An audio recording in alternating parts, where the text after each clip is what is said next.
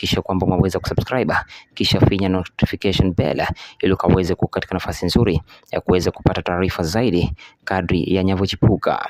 Taarifa inayotufikia hivi sasa ni taarifa ya tanzia, ambapo mwigizaji wa kipindi cha runinga ya Citizen kinachofahamika kwa jina Taidi Hai, anayejulikana kwa jina Alicia Nimo almaarufu kama Nicola, katika kipindi hicho ameaga dunia.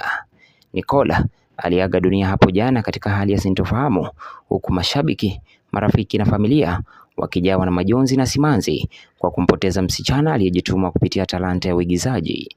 Taarifa ya kifo chake kilitangazwa rasmi kupitia rafiki ambaye pia ni mwigizaji mwenzake wa Taidi Hai kwa jina Ali Dimpo, kwa kuchapisha tangazo hilo na kuweka picha na video za Nimo kwenye mtandao wa TikTok akimwomboleza. Nimo ambaye ameaga alikuwa na umri wa miaka 25. Hii ni baada ya kuisherehekea siku yake ya kuzaliwa tarehe 29 Novemba mwaka jana. Amemwacha nyuma mtoto mmoja wa kisichana. Kando na kuwa mwigizaji, mwenda zake pia alikuwa mwanamitindo, yani fashion model, na pia msanii wa urembo, yani makeup artist.